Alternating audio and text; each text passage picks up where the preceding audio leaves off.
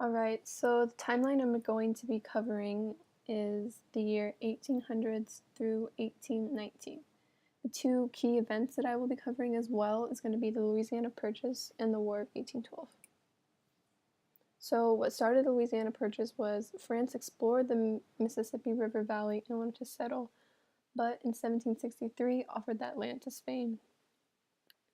During the time when Thomas Jefferson wanted to expand his territory, but the Piccaninny Treaty of 1795, which improved American access to the Mississippi, was removed any need for immediate action, but Napoleon Bonaparte changed that. A young, ambitious French general, Napoleon, wanted to establish his own transatlantic empire and secure its return from Spain. This was also a quote from the lecture. By the 1800s, he acquired the territory from Spain and was determined to prevent further United States expansion. Jefferson dispatched Robert Livingston, James Monroe to France to purchase New Orleans in West Florida. In a letter from Jefferson to Livingston said, "The day that France takes possession of New Orleans, we must marry ourselves to British fleets and nations."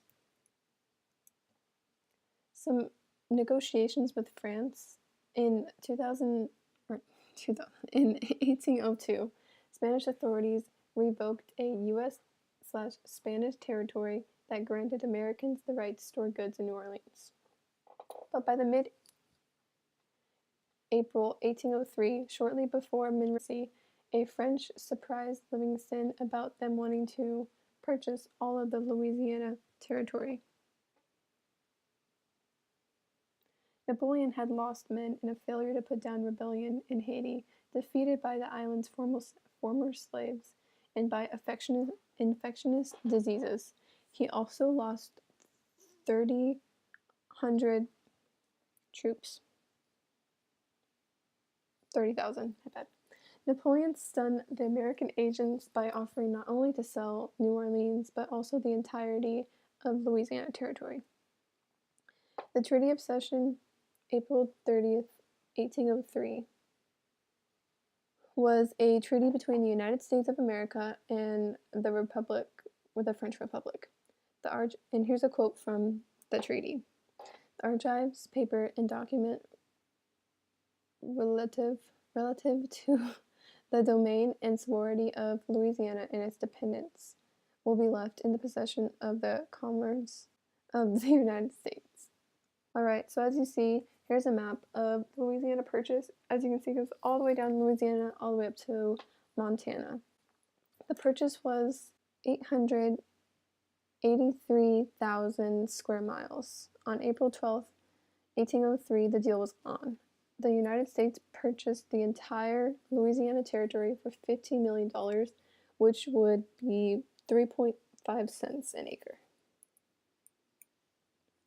Lewis and Clark's expedition. Jefferson began to plan the exploration before Louisiana belonged to the United States. He led Captain Meriwether Lewis and Officer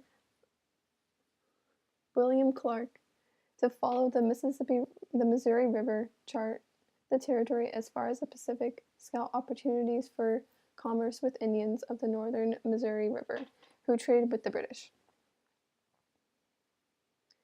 A woman by the name of Sacagawea helped Lewis and Clark as she became an invaluable guide and interpreter. The expedition finally reached the Pacific Ocean on November 7th, 1803. Lewis and Clark had represented themselves as the envoys of a great nation with whom the Native Americans should now trade. Jefferson called it the Empire of Liberty. All right, so I'll be talking about the War of 1812. In 1809, Madison's approval, the Congress replaced the embargo with the Non-Intercourse Act. This would reopen trade with all Europe except England and France. This led to the French to stop seizing American ships if British would do likewise. Britain refused to stop seizing with American ships that traded with France. This then led to the United States passing a war bill on June 4th, then declared war with Great Britain on June 18th. Henry Clay and John C. Calhoun wanted to expand and thought that Canada would be, in Jefferson's words, a mere matter of marching. They also begun to agitate for war, based on their anger over British violations of maritime rights, as well as Britain's encouragement of Native American conflict against American expansion in the West. Continuing on, most Western and Southern congressmen supported war, while Federalists, especially New Englanders who relied heavily on trade with Britain, accused war advocates of using the access of maritime rights to promote their expansionist agenda. In the year 1813, the British Navy had succeeded in blockading the American coast from the Chesapeake Bay to New Orleans. On August 24, 1814, British troops invaded Washington, burned the Capitol, the White House, the Treasury Building, the Naval Yard, and terrorized civilians. The British turned to Baltimore on September 13th, ships fired at Fort McHenry. Signed in Ghent, Belgium on December 24, 1814, the treaty that ended the War of 1812 was silenced on the issue of free trade and impressment that had triggered the war. Now this is a picture of Fort Henry. It was best known for its role in the 1812 war, when it successfully defended Baltimore Harbor from an attack by British Navy in Chesapeake Bay. The U.S. flag still flew, and Francis Keyes wrote the Star-Spangled Banner.